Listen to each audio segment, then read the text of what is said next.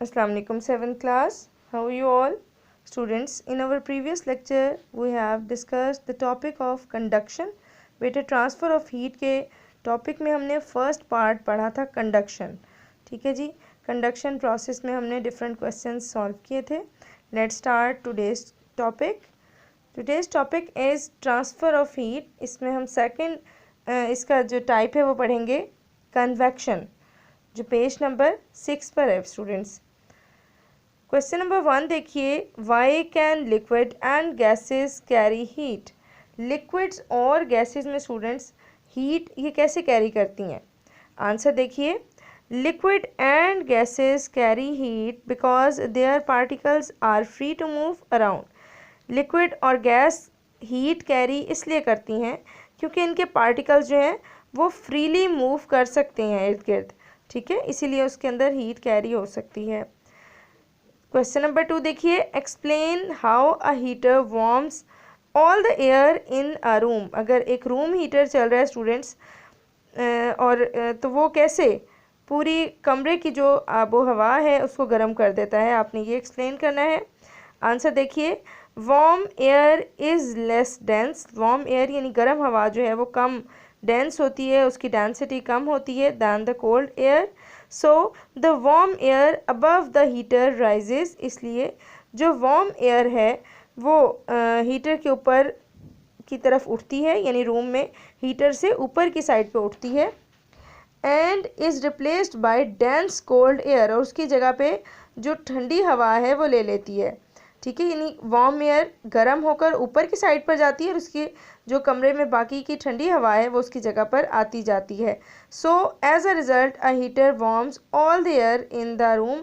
और इसी मूवमेंट की वजह से हवा के जो मॉलिक्यूल्स हैं, वार्म एयर है, उसके मूवमेंट की वजह से हीटर जो है वो पूरे रूम की जो आबो हवा है उसको गर्म कर देता है. क्वेश्चन नंबर 3 देखिए. Why do you think it takes a long time to heat room with a high ceiling. High ceiling की मदद से अगर हम रूम को हीट करना चाहें तो उसके लिए काफ़ी ज़्यादा टाइम क्यों लगता है? आंसर देखिए. बिकॉज इन कन्वेक्शन, क्योंकि कन्वेक्शन प्रोसेस में warm air rises up to the roof. Warm air जो है या गर्म हवा जो है ये छत की साइड पर, ऊपर की साइड पर उठती है. And cold air sinks down. और जो ठंडी हवा है वो नीचे की तरफ बैठ जाती है. So the area where people are present. इसलिए वो जगह जहाँ पर लोग मौजूद हैं is always colder than the area near the roof. इसलिए वो इलाका, वो एरिया हमेशा ठंडा रहता है जहाँ पर हम बैठे हुए हों, जहाँ पर लोग बैठे हुए हों, बनिस्बत इसके वो एरिया जो रूफ़ के नज़दीक है, जो छत के नज़दीक है, वो हमेशा गर्म होता है जी. क्वेश्चन नंबर 4 देखिए. Why do you think convection can not happen in solids. आपका ये ख्याल है कि क्या आप ये ख्याल करते हैं बेटा कि कन्वेक्शन जो है वो सॉलिड्स में नहीं होती? और इसकी वजह भी आपने बतानी है कि क्यों नहीं होती. Convection can not happen in solid. Convection process बेटा सॉलिड्स में नहीं होता because the particles are closely packed. क्योंकि इसके जो पार्टिकल्स हैं सॉलिड के वो एक दूसरे के साथ साथ बिल्कुल जुड़े हुए होते हैं.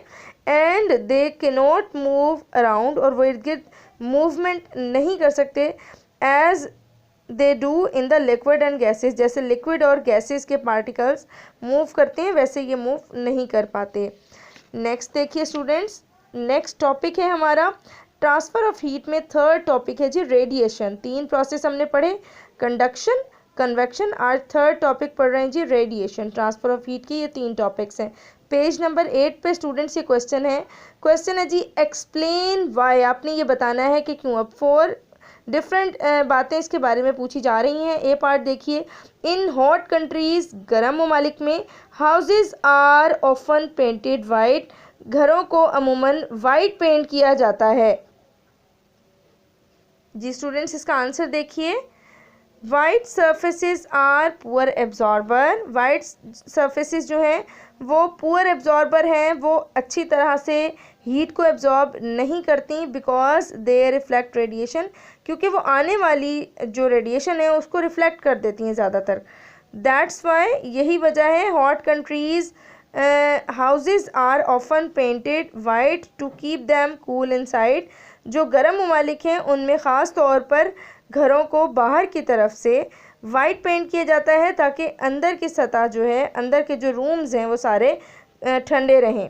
बी पार्ट देखिए, on a hot summer day, एक गर्मियों के दिन में जी, the inside of a white car is cooler. अगर वाइट कलर की गाड़ी है तो उसका इनसाइड जो है, अंदर वाला हिस्सा वो ठंडा होता है। Then the inside of a black car, एक ब्लैक कार की बनिस्बत, ये आपने वजह बतानी है जी। स्टूडेंट्स देखिए आंसर है a white car is cooler than inside of a black car. एक वाइट कार का इंटरनल पोर्शन ब्लैक कार की बनिस्बत ठंडा होता है, because white shiny surface absorb less heat, क्योंकि वाइट जो चमकदार सरफेस होती है, शाइनी सरफेस होती है, वो ज़्यादा हीट एब्जॉर्ब नहीं करती, कम हीट एब्जॉर्ब करती है than black surface. Black surface की बनिस्बत, और ब्लैक जो है वो काफ़ी ज़्यादा हीट अपने अंदर एब्जॉर्ब कर लेती है, जज्ब कर लेती है। दैट इज़ वाई उस का जो टेम्परेचर है वो काफ़ी ज़्यादा होता है। सी पार्ट देखिए students, aluminium foil help keep food warm. Aluminium foil के अंदर अगर आप फूड को रखते हैं, खाने को रखते हैं, तो वो गर्म रहता है, उसकी वजह बतानी है। Aluminium foil stores heat energy. Aluminium foil जो है वो अपने अंदर हीट एनर्जी स्टोर कर लेती है, कैन नॉट गो बैक, और उसको बाहर नहीं जाने देती।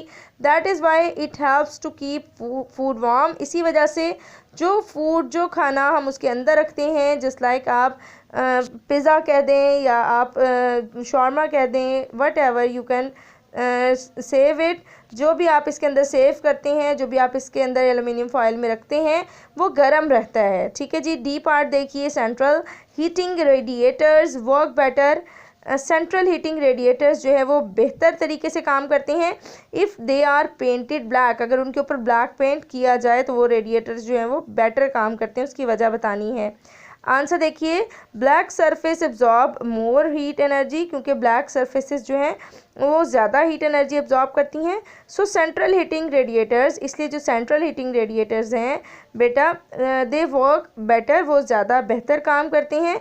If they are painted black, अगर वो ब्लैक कलर में उनको पेंट कर दिया जाए तो वो और किसी कलर की बनिस्बत ज़्यादा हीट एनर्जी अपने अंदर एब्जॉर्ब करते हैं, और रेडिएटर्स का वर्क जो है वो पूरी तरह से परफॉर्म करते हैं। थैंक यू क्लास, आज का आपका ये टॉपिक यहीं पर एंड होता है। इन तमाम क्वेश्चंस को अपनी कॉपी में नोट डाउन कीजिए और इनको अच्छी तरह से मेमोराइज़ कीजिए। Thank you.